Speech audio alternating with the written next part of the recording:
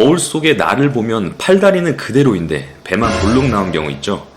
특히 40대 이후부터 심해지는데 사실 30대부터 직장 생활을 하다 보면 회식 몇 번에 금방 뱃살이 접히는 걸 느끼실 거예요. 이게 단순히 살이 찐 게 아니라 호르몬 변화로 인해 지방이 복부에 집중적으로 쌓이는 내장 지방 때문입니다. 문제는 이 내장 지방이 그냥 뱃살이 아니라는 거예요.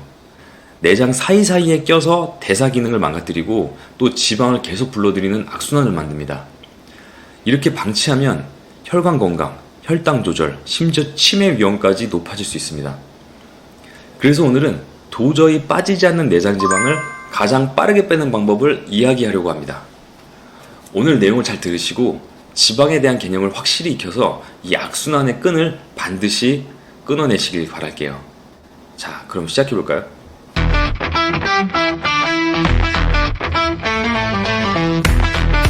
그렇다면 도대체 내장 지방은 무엇이고 왜 이런 일이 생길까요? 사실 내장 지방은 장기를 정상적인 위치에 유지하고 충격으로부터 지켜주는 역할을 합니다. 본래 몸에 없어서는 안 되는 중요한 물질인 거죠. 문제는 우리 몸속에 내장 지방이 너무 많이 붙어 있다는 것이죠. 이렇게 내장 지방이 많이 쌓이는 건 크게 세 가지 이유가 있습니다. 첫 번째로 호르몬 변화입니다. 우리는 나이가 들수록 근육량이 줄고 성장 호르몬, 성호르몬이 감소해 복부 지방이 잘 쌓입니다. 저자 마키타 젠지의 내장 지방이 잘못됐습니다 책에 따르면 중년 이후에 내장 지방이 쉽게 붙는데 특히 남성의 경우 대사증후군 비율이 30대에 20%였던 것이 40대에는 40% 이상 증가하고 여성인 경우 30대에는 3%였던 것이 40대에는 10% 이상 늘어난 것으로 밝혀졌다고 합니다. 두 번째로는 인슐린 저항성입니다. 인슐린은 혈당을 조절하는 호르몬인데 정상적으로 작동을 한다면 문제가 없지만 과도한 당분과 탄수화물 섭취로 혈당 조절이 어려워지고 인슐린이 하루 종일 높게 유지가 되면서 여분의 당이 지방으로 저장됩니다. 이로 인해 북부 지방, 내방 지방이 많이 쌓이게 되죠. 세 번째로는 만성 염증입니다. 스트레스, 수면 부족, 운동 부족, 가공식품 섭취가 장기간 이어지면서 몸속 염증이 높아져 지방 연소 능력이 떨어집니다. 이로 인해 내장 지방이 축적되게 되죠. 그렇다면 내장 지방을 가장 빨리 줄이는 방법은 뭘까요? 크게 보면 운동으로 태우는 방법, 식단 조절로 줄이는 방법, 그리고 두 가지를 병행하는 방법이 있습니다. 많은 분들이 운동이 식단보다 더 중요하다고 생각하실 수 있는데요. 그런데 국제학술지 BMC 퍼블릭 헬스에 실린 한 연구에서 흥미로운 결과가 나왔습니다. 50에서 60대 여성 3,000명의 데이터를 종합 분석한 결과 식단만 조절한 그룹이 운동만 한 그룹보다 내장 지방 감소 폭이 훨씬 컸다는 겁니다. 구체적으로 식단 조절 그룹은 내장 지방이 평균 12% 줄었고 운동과 식단을 병행한 그룹은 14%로 감소했습니다. 하지만 운동만 한 경우 평균 6% 감소에 그쳤죠. 결국 내장 지방 감량 핵심은 식단 조절이라는 사실이 드러난 겁니다. 운동도 물론 필요하지만 진짜 승부는 무엇을 먹느냐에 달려있는 거죠. 그렇다면 구체적으로 어떻게 해야 할까요? 첫 번째로는 당 정제 탄수화물 줄이기입니다.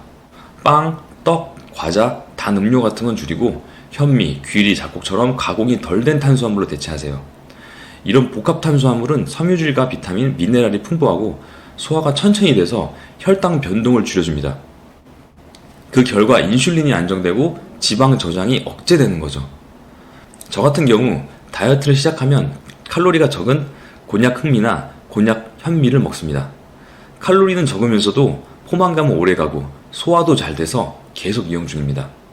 여러분도 참고하시면 좋을 것 같아 추천드려요. 두 번째는 단백질 우선 식사입니다.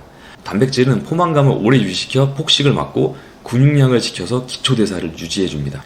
그래서 매 끼니마다 계란, 생선, 두부, 닭가슴살 등을 먼저 드셔보세요.